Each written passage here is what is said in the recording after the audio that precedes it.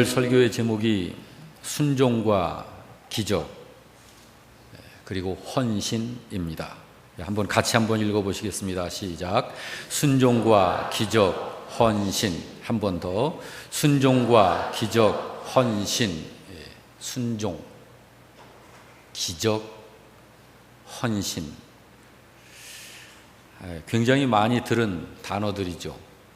우리가 이 단어는 참 단어에 익숙한데 실제로 이런 그 삶이, 능력이, 힘이 우리들의 생활 속에서 만져질 수 있고 만들어질 수 있기를 바랍니다. 오늘 말씀을 전해드리면서 먼저 성경을 한 구절 소개해드리고 싶은데요. 로마서 1장 20절입니다. 창세로부터, 우리 같이 읽어보시겠습니다. 창세로부터 그의 보이지 아니하는 것들 곧 그의 영원하신 능력과 신성이 그가 만드신 만물에 분명히 보여 알려졌나니 그러므로 그들이 핑계하지 못할지니라.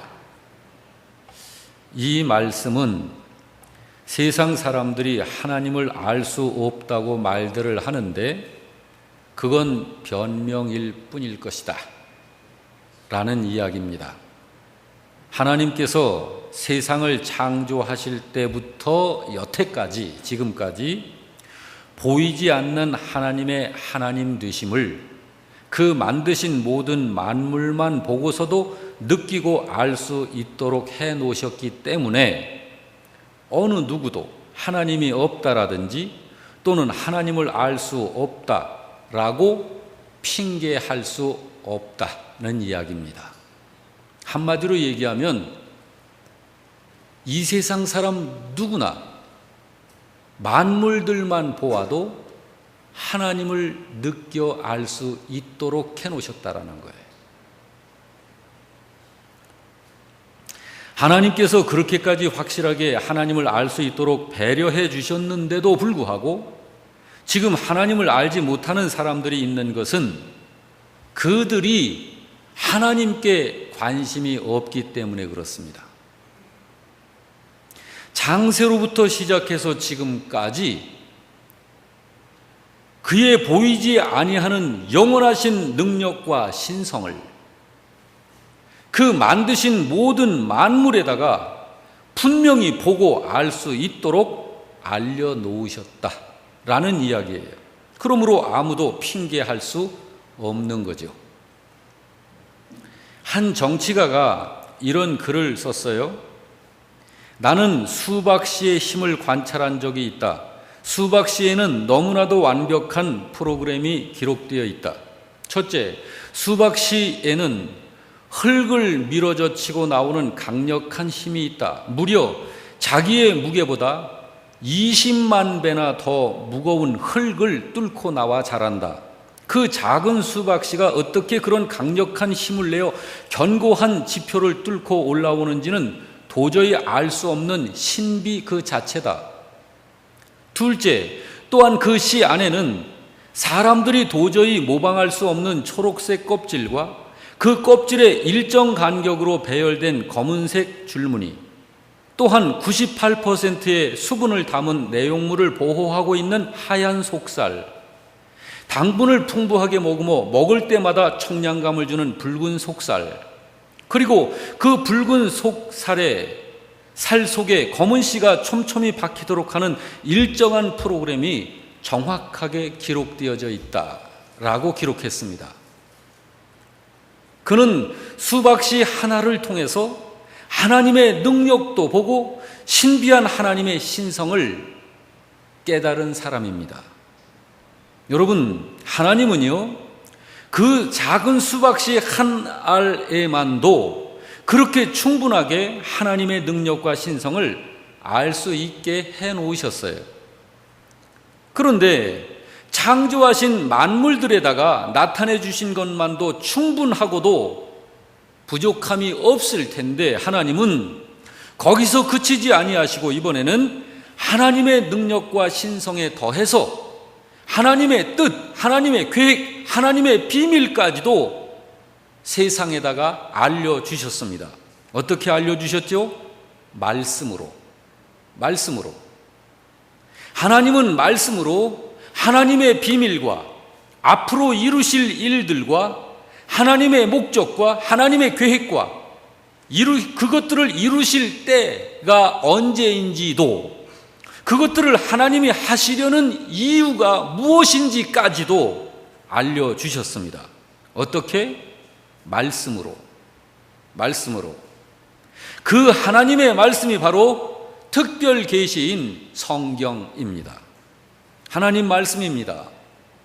그래서 세상은 그 하나님이 주신 말씀을 통하여 알 수 있게 된 것입니다. 하나님을 알 수 있고, 하나님의 뜻을 알 수 있고, 하나님 나라를 알 수 있고, 하나님에게 속한 비밀을 알 수 있게 된 것입니다. 오늘 우리가 그 주신 하나님의 말씀을 통하여 그 놀라운 진리의 비밀을 확인하고 또 깨닫기도 하는 그런 복된 시간이 되시기를 바랍니다. 그래서 먼저 오늘 본문 1절에서 3절 말씀을 보고 싶습니다. 1절에서 3절 말씀 같이 읽습니다. 무리가 달려와서 하나님의 말씀을 들을새 예수는 게네사렛 호숫가에 서서 호숫가에 배 두 척이 있는 것을 보시니 어부들은 배에서 나와서 그물을 씻는지라. 예수께서 한 배에 오르시니 그 배는 시몬의 배라. 육지에서 조금 떼기를 청하시고 앉으사 배에서 무리를 가르치시더니. 자, 이 말씀은 예수님이 베드로를 제자로 부르실 때의 상황이 어떠했는지를 설명한 거예요. 게네사렛 호숫가에 배 두 척이 있었구나. 우리가 그 장면을 이제 그림으로 이렇게 눈에 들어오죠. 어부들이 그물을 씻고 있네. 그 중에 예수님이 한 배에 오르셔서 예수님께 찾아온 많은 무리들에게 말씀을 가르치셨구나. 자, 이거를 우리가 알 수 있습니다. 이제는 이런 장면을, 이런 상황을 머리에 이렇게 그리면서 4절, 7절 말씀을 봅니다. 다 같이. 말씀을 이르되 깊은 데로 가서 그물을 내려 고기를 잡으라. 대답하여 이르되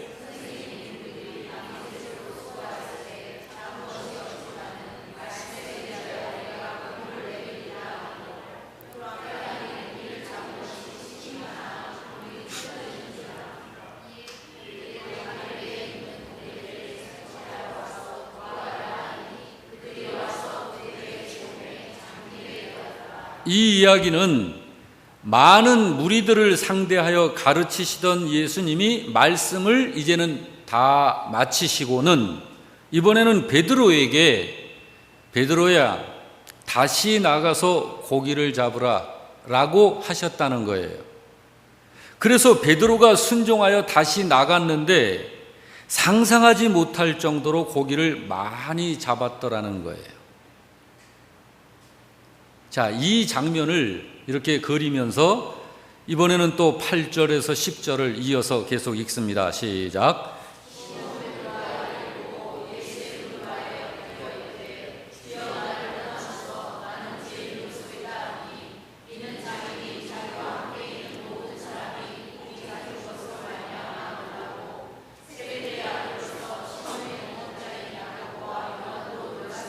예, 여러분, 그렇게 베드로가 예수님을 경험을 한 거예요. 자, 그렇게 주님을 경험한 베드로가 어떻게 되나요? 주님의 부르심을 받고 예수님을 따르는 사람이 됐다라는 거예요. 10절에서 11절 말씀이 그 말씀이죠. 한번 우리 확인하겠습니다. 예수께서 시몬에게 이르시되 무서워하지 말라. 이제 후로는 내가 사람을 취하리라 하시니 그들이 배들을 육지에 대고 모든 것을 버려두고 예수를 따르더라. 그렇습니다, 여러분. 사람이 예수님을 경험하게 되면 이렇게 베드로에게 일어난 것처럼 이런 변화가 일어나게 되는 거예요. 믿으시면 아멘 하십시다. 어떤 변화가 일어납니까? 자, 우리가 잘 알고 있듯이 사망에 있던 자가 생명으로 옮겨지는 변화가 일어납니다. 예수님을 경험하게 되면 구원받지 못한 자가 구원받게 되는 변화가 일어납니다. 죄인으로 있던 자가, 죄인으로 살던 자가 의인 되는 변화가 일어납니다. 땅에 속했던 자가 하늘에 속한 자 되는 변화가 일어나게 됩니다. 이런 변화가 저와 여러분에게 있었다는 사실에 감사할 수 있기를 바랍니다. 자, 여러분 4절 6절을 우리가 좀 다시 볼 텐데요. 말씀을 마치시고 시몬에게 이르되 깊은 데로 가서 그물을 내려 고기를 잡으라. 시몬이 대답하여 이르되 선생님, 우리들이 밤이 새도록 수고하였지만 잡은 것이 없었습니다. 그렇지만 말씀에 의지하여 내가 그물을 내리겠습니다 하고 그렇게 하니 고기가 잡은 것이 심히 많아 그물이 찢어지더라. 자, 여러분, 지금 이 상황은, 이때는 베드로가 주님을 아직 경험하지 못할 때예요. 이제 주님을 경험하게 되는 지금 순간입니다. 여러분, 이런 변화가 우리와 우리 주변 사람들에게도 있어야 되는데, 그래야 조금 전에 말씀을 했듯이 사망의 자리에 있던 자가 생명의 자리로 옮겨지는 변화가 진정으로 있게 되는 거예요. 그냥 머리로만 생각하면 소용없어요. 체험적이어야 해요. 경험해야 해요. 먹어봐야 되는 거예요. 맛을 봐야 아는 거죠. 남들이 먹고 변화되어지고 맛을 보는 거를 구경만 하면 무슨 소용이 있겠어요? 내가 그렇게 변화가 돼야지. 어떻게 해야 그런 변화가 될 수 있을까? 진정 여러분 변화되셨나요? 진정 여러분 변화되신 건가요? 변화되셨냐고요? 어떻게 해야 나는 이 베드로가 변화된 것처럼 변화될 수 있을까? 그게 주님의 말씀에 순종하는 거예요. 다른 방법이 없어요. 여러분, 예수님은 말씀하시는 분이시라는 사실을 항상 인식하시길 바랍니다. 여기 베드로에게 주님이 뭐라고 말씀하시죠? 깊은 데로 가서 그물을 내려 고기를 잡아라 라고 하셔요. 여러분, 그런 변화는 말씀의 순종함을 통해서 나타나게 되는 거예요.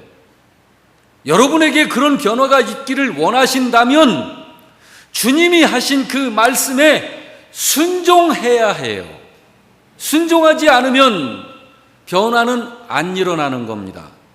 여기 베드로의 변화가 그렇게 해서 이루어진 거거든요. 5절 6절을 보십시오. 다 같이. 시몬이 대답하여 이르되 선생님, 우리들이 밤이 새도록 수고하였으되 잡은 것이 없지만은 말씀에 의지하여 내가 그물을 내리리다 하고 그렇게 하니까 라고 나오잖아요. 자, 그리고 7절을 보겠습니다. 시작. 이에 다른 배에 있는 동무들에게 손짓하여 와서 도와달라 하니 그들이 와서 두 배의 채움에 잠기게 되었더라. 자, 뭡니까 이 상황이? 이거 지금 상상하는 거 아니죠? 현실이잖아요. 사실이잖아요. 그때 그 현장에서 실제로 일어난 일이 아닙니까 이것이? 그래서 자기 자신뿐만 아니라 주변에 있는 사람들에게까지 증거가 되는 역사가 일어난 거예요. 여러분들도요, 그 무엇보다도 주님께 순종하는 신자가 되시기를 주님의 이름으로 축원합니다. 그런데 여러분, 순종하는 것이 그렇게 쉽지만은 않습니다. 그렇게 되기를 원한다고 기도하고 사모해야 해요. 그래야 순종하게 돼요. 순종은 쉽게 그렇게 되지 않습니다. 제가 여러분 우리 영락교회 이 찬양단들이 오늘 두 분이 더 이렇게 사역을 하시게 돼서 썼는데, 이분들이 저한테 항상 호소하는 게 있어요. 앞에서 찬양 인도하기가 참 힘들다고 그래요. 왜? 찬양을 잘 안 하신대요. 찬양단이 앞에서 찬양 인도를 하는데 여러분들이 찬양을 안 하시고 그냥 이렇게 입 다물고 구경하신대요. 그래서 성도들이 찬양을 할 수 있도록 해달라는 거예요. 그렇게 힘들대요. 여러분, 예배자가 찬송을 해야 되는데 찬송하는 게 잘 안 되죠. 그 왜 안 될까요? 그렇게 쉽게 안 되잖아요. 그것도 주님의 말씀에 순종하는 거 이거 거저되지 않아요. 의지가 있어야 되는 거예요. 의지가. 여기 베드로를 보십시오. 지금 베드로는 밤이 새도록 수고한 상태죠. 지금 많이 지치고 피곤한 상태라는 말입니다. 밤새 그렇게 수고를 했어도 물고기 한 마리를 잡지를 못했어요. 자, 여러분, 이런 상황이면, 어부가 이런 상황이면 신경이 굉장히 날카로워져 있는 상황 아닌가요? 허탕쳤으니까요. 밤새 그물질을 했으니 손바닥은 어떻겠습니까? 물집기 잡히도록 온 몸이 정말 나른하도록 수고를 했는데 결과가 없잖아요. 그래, 베드로의 얼굴에는 웃음이 없었을 거예요. 베드로의 오늘 이 삶은 작업 종료 상태입니다. 이제 마무리하는 거잖아요. 다만 베드로가 그래도 그물을 씻고 있는 건 뭐예요? 이게 인생이려니 하고 꼭 담은 입술로 내일을 생각하며 그물을 정리하고 씻고 있는 거예요. 그런 베드로가 순종을 했다는 거잖아요. 더구나 그는 갈릴리 바다에서 잔뼈가 굵어진 사람이라 자기 동네 앞에 보이는 저 바다의 이 구석 저 구석을 잘 알고 있는 사람이잖아요. 고기잡이 전문가. 그런데 그런 베드로가 예수님의 말씀에 순종하여 다시 바다로 나갔다는 거예요. 할렐루야. 그리고 놀랄 만큼 고기를 많이 잡은 겁니다. 이게 순종이에요. 이게 믿음입니다. 오늘 우리가 이런 믿음의 신자가 되어야 하는 거예요. 여러분, 그냥 순종이 아니에요. 예수님이 하신 말씀에 의지해서 하는 순종. 여러분, 신자가 그렇게 순종하게 되면은요, 반드시 예수님이 움직이십니다. 예수님이 명하셨잖아요.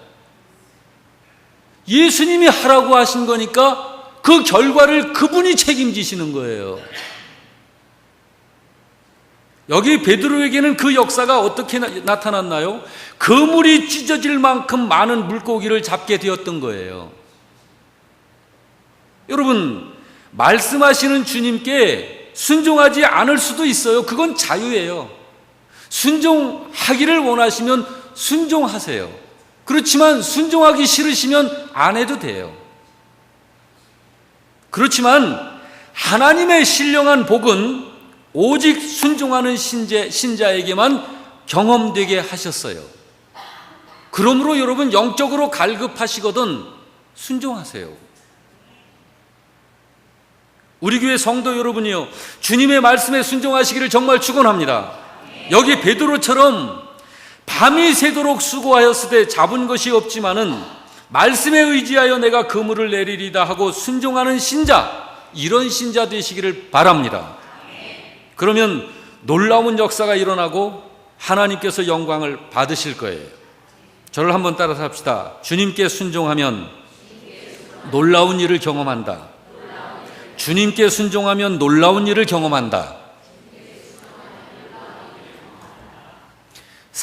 8절부터 10절을 이번에는 좀 보겠습니다.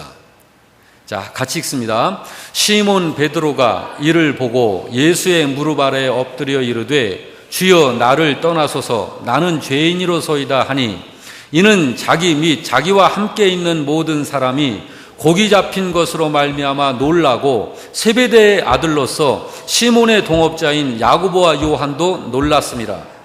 순종함을 통해 베드로는 예수님을 이렇게 경험한 거예요. 이 경험을 체험이라고 그래요. 그리고 체험을 하게 되면 꼭 깨달음을 얻게 됩니다. 깨달음. 베드로가 뭘 깨달았나요? 이때 이 경험, 이 체험을 통해서 두 가지를 동시에 깨달았거든요. 하나는 자기는 죄인이라는 사실을 분명히 알게 됐어요. 또 한 가지는 예수님이 어떤 분이신가를 알게 된 거예요. 여러분, 바로 이것이 구원받는 믿음의 기초가 되는 겁니다. 성경에서 말하는 그 믿음의 기초가 되는 거예요. 그래서 베드로가 어떻게 하죠? 예수님의 무릎 아래 엎드려서 주여 나를 떠나소서 나는 죄인이로소이다라고 고백합니다. 여러분에게도 이런 고백을 할 수 있게 되시기를 주의 이름으로 축원합니다. 베드로가 한 이 고백은요, 비로소 예수님을 예수님으로 알아봤을 때만 할 수 있는 고백을 하는 거예요. 지금 마치 빛이 비추면 어두움이 드러나듯이 주님을 뵙고서 비로소 자기 자신을 바르게 바라보면서 나타나는 현상이 베드로에게 있는 이런 현상이에요. 주님 앞에서는 죄를 가릴 수가 없기 때문에 그 무릎 아래로 엎드려 가지고 죄인이라고 고백을 하면서 저를 떠나시라고 고백하는 거예요. 주여 나를 떠나소서 나는 죄인이로소이다. 여러분, 주님을 진정 만난 사람들은 자신이 그분을 대면할 수 없는 죄인이라는 사실을 순간적으로 깨닫게 됩니다. 주여 나를 떠나소서 나는 죄인이로소이다. 이 고백은 자기 비관이 아니에요. 베드로의 이 고백은 겸손한 고백이에요. 겸손의 고백이에요. 자기를 제대로 보게 되었을 때 비로소 하게 되는 진정한 고백이라고요. 주님, 저는 죄인입니다. 저는 속물인간입니다. 저는 어리석기 짝이 없는 인간입니다. 저는 못난 인간입니다. 저에게는 하나님의 도움이 없이는 저는 설 수 없는 인간입니다. 도와주세요. 이 고백을 하고 있는 거예요. 베드로가 지금 심령으로. 주님 저를 떠나주세요. 그건 주님하고 같이 있기 싫습니다. 그런 고백이 아니라고요, 이게. 여러분, 사람이 이 고백을 하면요, 주님은 절대로 안 떠나십니다. 도리어 다가오셔서 복 주시고 도와주셔요. 왜냐하면 비로소 주님이 계획하신 대로 자기 자신을 제대로 알게 됐고 주님을 제대로 보는 눈이 열렸기 때문에 주님이 찾으시는 사람이 그런 사람이거든요.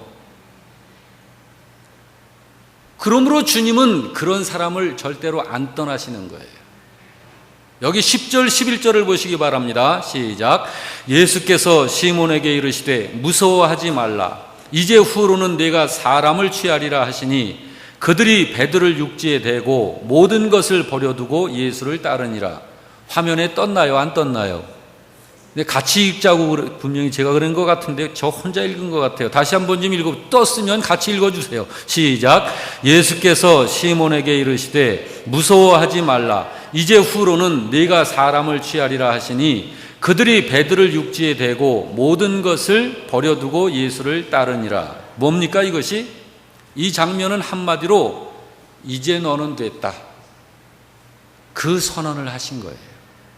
예수님이 베드로에게. 주님이 베드로를 인정하시는 거예요. 여러분, 예수님이 공치사 하시는 분 아니라는 거 아시죠? 예수님이 괜히 좋은 게 좋은 거니까 너 사실은 못 됐는데, 너 아직 안 됐는데 됐다고 얘기해 주는 거야. 이런 말씀 하시는 분 아니시거든요. 너는 이제 됐어. 너는 하늘에 속한 사람 된 거야. 너에게는 구원이 이루어졌어. 너는 영생을 가진 사람이 된 거야. 그러니 이제부터는 무서워하지 않아도 돼. 이제 너는 나의 제자가 된 거야. 그리고 이제부터 너는 내가 하는 일에 동역할 수 있는 사람이 된 거야 라는 선언이에요. 이 말씀이 무서워하지 말라. 이제 후로는 네가 사람을 취하리라. 여러분, 어느 누가 사람을 취할 수 있어요? 여기서 사람을 취한다라는 게 무슨 말이에요? 사람 살려낸다라는 거예요. 영혼을. 여러분, 죽은 사람을 누가 살려낼 수 있어요? 이제는 네가 내게 속한 사람 됐기 때문에 나와 함께 그 일을 할 수 있게 된 거야. 그 선언을 하신 거예요. 여러분, 베드로가 무엇을 했길래 주님이 베드로를 그렇게 여기시는 건가요? 여기 주님이 어떤 분이신지를 깨닫고 그 주님께 회개한 것이 전부예요. 베드로가 한 거는. 여기를 보세요. 5절 6절에 시몬이 대답하여 이르되 선생님, 우리들이 밤이 새도록 수고하였을 때 잡은 것이 없지만은 말씀에 의지하여 내가 그물을 내리겠습니다 하고 그렇게 하니 고기를 잡은 것이 심이 많아 그물이 찢어지는지라. 8절 시몬 베드로가 이를 보고 예수의 무릎 아래에 엎드려 이르되 주여, 나를 떠나소서, 나는 죄인이로소이다 하니. 10절 예수께서 시몬에게 이르시되 무서워하지 말라. 이제 후로는 내가 사람을 취하리라. 여러분, 변화는 그렇게 일어나는 거예요. 그리고 주님은 주님을 주님으로 그렇게 깨닫고 자기가 어떤 존재인지를 바르게 깨달은 사람에게 주님이 힘을 공급해 주셔요. 새 힘을 주셔요. 그러시면서 하나님의 일을 하는 자리로 초대하시는 거예요. 여기 베드로에게 그 말씀을 하신 거잖아요. 무서워하지 말아라. 이제 베드로야, 이제 후로는 네가 사람을 취할 것이야. 이런 주님의 확실한 음성을 여러분도 듣게 되시기를 바랍니다. 여기 이제 후로는 네가 사람을 취하리라는 이 말씀은 앞으로 베드로가 예수님의 제자로서 사람들을 생명으로 인도하게 될 것을 뜻하는 말입니다. 그래서 사탄의 올무로부터 사람들을 구원시켜낼 것을, 건져낼 것을 이야기하는 거예요. 이것이 영적인 복입니다. 이것은 주님을 주님으로 깨닫고 자기가 진정 어떤 존재인지 자기의 정체성을 바르게 깨달은 사람에게 허락하신 하나님의 복입니다. 여러분, 우리들도 주님을 경험해야 합니다. 주님을 체험해야 된다 이 말이에요. 여러분, 주님을 경험해서 주님을 진정 알게 된 사람은 이제는 주님과 항상 함께 있어요. 그러니까 항상 주님을 체험할 수 있는 거예요. 그게 주님과 동행하는 삶입니다. 주님을 경험해야만 변화되는 역사가 일어나는 거예요. 여러분, 주님을 경험하기를 원하십니까? 그래서 여기 베드로처럼 변화되기를 원하십니까? 주님께로부터 인정받는 사람 되기를 원하십니까? 말씀의 순종함을 통해서 주님을 경험하게 되는 것입니다. 그러므로 오직 순종 외에는 다른 것이 없어요. 할렐루야. 오늘 이 말씀 생각해 가면서 우리 135장 우리 찬송 드리시겠습니다. 이 찬송 드리시고 우리 주님 앞에 정말 주님, 제가 변화되어지기를 원합니다. 주님을 경험하기를 원합니다. 주님의 말씀에 순종함을 통해서 주님을 체험하기를 원합니다라는 간절한 우리 마음의 고백을 우리 주님께 기도로 드릴 수 있기를 바랍니다. 135장 찬송입니다.